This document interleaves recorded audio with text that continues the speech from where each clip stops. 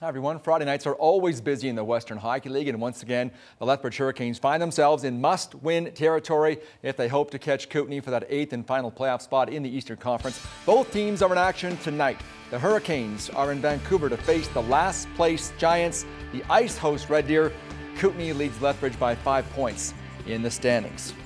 Well, it turns out the Calgary Flames offer sheet to restricted free agent Ryan O'Reilly yesterday likely would have been all for naught. O'Reilly played in Russia after the start of the National Hockey League season, and as such would have had to clear waivers had the Avalanche decided not to match the Flames' offer, and surely some other NHL team would have claimed him, leaving the Flames empty-handed. Flames in Colorado last night, less than a minute to play in the opening period. Check out the crisp passing that set up Jerome McGinley's 4th goal of the season, and it was 3-0 Flames after 20 minutes. The Avalanche finally got on the scoreboard in the second period. Puck back to the point, and Ryan O'Byrne's slap shot deflected off the foot of Mark Giordano and in. Avs trailed 3-1. Colorado then got to within 1 as the puck is centered by Paul Stastny here. David Jones was there to bang it in. It's 3-2 now, and that led Flames coach Bob Hartley to call timeout and try to calm his troops down.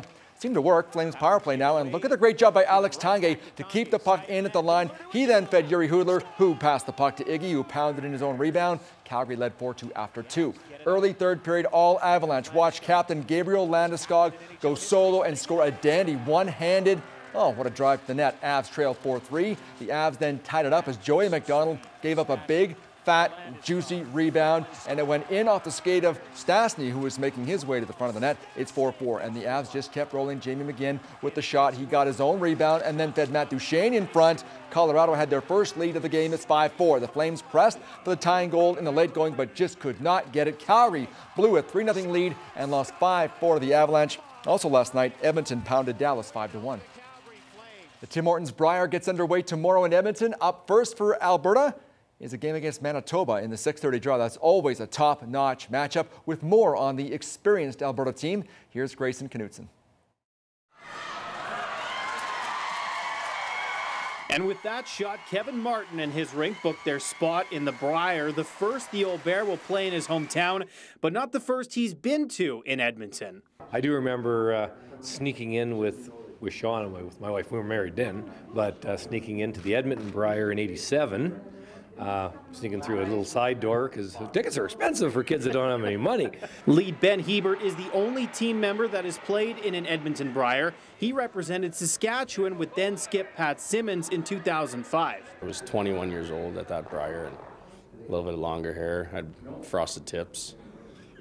You know, that was kind of the style back then. Oh, there was 15,000 to 17,000 people there almost for every game. Of course, there will be quite a bit of pressure on the Martin rink as the skip looks to set a new record with his 5th Brier title as a shot caller. And while the team will enjoy the support of the home crowd, they will still be sticking to their regular routine of staying in a hotel. We get so used to being on the road and kind of separating yourself to have that time, and so you wouldn't want to change it for a Brier. And then here we are with 2 Alberta teams. I don't think it's a lot different than when we had the trials here in '09 as far as that goes.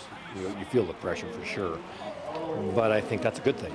If you never went into an important event and didn't feel pressure, that would be a problem. After taking some time off after the Alberta playdowns, the Martin foursome has been hard at work with coach Jules Oucher, looking to achieve consistency and peak at the right time. Because all we're concerned with is we want to shoot 90, and somebody shoots 95 and beats us, okay.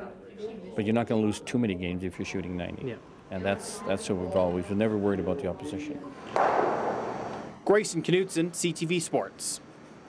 And don't forget, local boy Brock Virtue is skipping the Saskatchewan rink this year. All of the action can be seen exclusively on TSN.